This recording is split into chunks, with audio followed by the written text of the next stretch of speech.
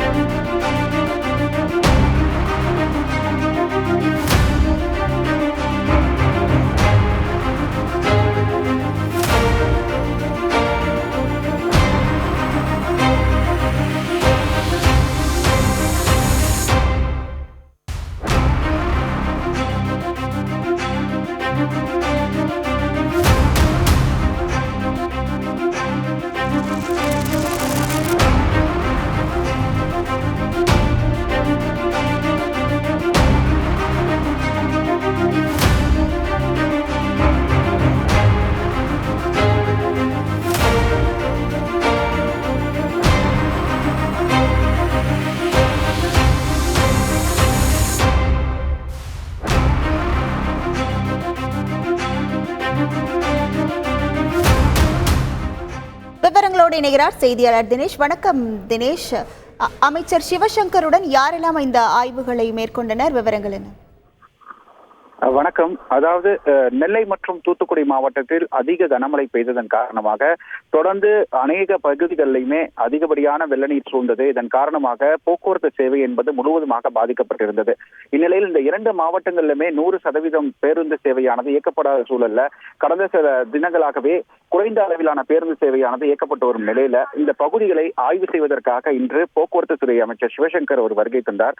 இந்நிலையில தூத்துக்குடியில் இருக்கக்கூடிய பேருந்து பணிமனை மற்றும் வட்டார போக்குவரத்து அலுவலகங்கள்ல அவர் ஆய்வு செய்வதற்காக வருகை தந்த நிலையில இந்த போக்குவரத்து பணிமனைக்கு செல்லும் வழி முழுவதும் மழைநீர் சூழ்ந்து இருந்ததன் காரணமாக அந்த காரில் அவர் பயணம் செய்ய முடியாத சூழல் இருந்த போது அவர் அரசு பேருந்தில் பயணம் செய்து அந்த அரசு பேருந்திலுடைய அந்த பயணம் செய்த பின்னர் அங்கு சென்று அந்த பணிமனை முழுவதும் அவர் ஆய்வு செய்தார். அங்கு வந்து தேங்கியுள்ள மழை நீரை வெளியேற்றுவதற்கான மேற்கொள்ளப்பட்டு வரும் பணிகள் மற்றும் மழை நீரால் சூழ்ந்து முழுகி இருந்த பேருந்துகள், அதனால் சேதமடைந்த எத்தனை பேருந்துகள் அங்கு சேதமாக இருக்கிறது என்ற விவரங்களையும் கேட்டறிந்தார்.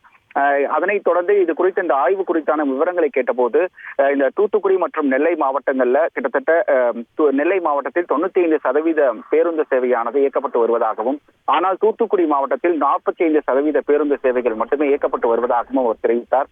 விரைவில் இந்த மழை நீரை அகற்றுவதற்காக போதிய நடவடிக்கை போர்க்கால அடிப்படையில் எடுக்கப்பட்டு வருகிறது. அனைத்து நகர் மற்றும் கிராமப்புற பகுதிகளில் 100% பேருந்து சேவையை விரைவில் வழங்குவதற்காக போக்குவரத்து துறையானது முழு வீச்சில் வந்து செயல்பட்டு வருவதாகவும் அவர் தெரிவித்தார்.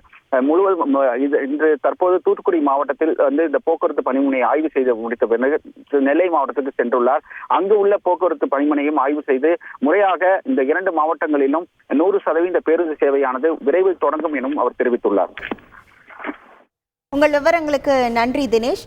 தூத்துக்குடியில் கனமழையால் பாதிக்கப்பட்ட போக்குவரத்து பணிமனை மற்றும் மழை நீரில் மூழ்கிய பேருந்துகளை போக்குவரத்து துறை அமைச்சர் சிவசங்கர் ஆய்வு செய்தார். அந்த காட்சிகளை நாம் பார்த்தோம்.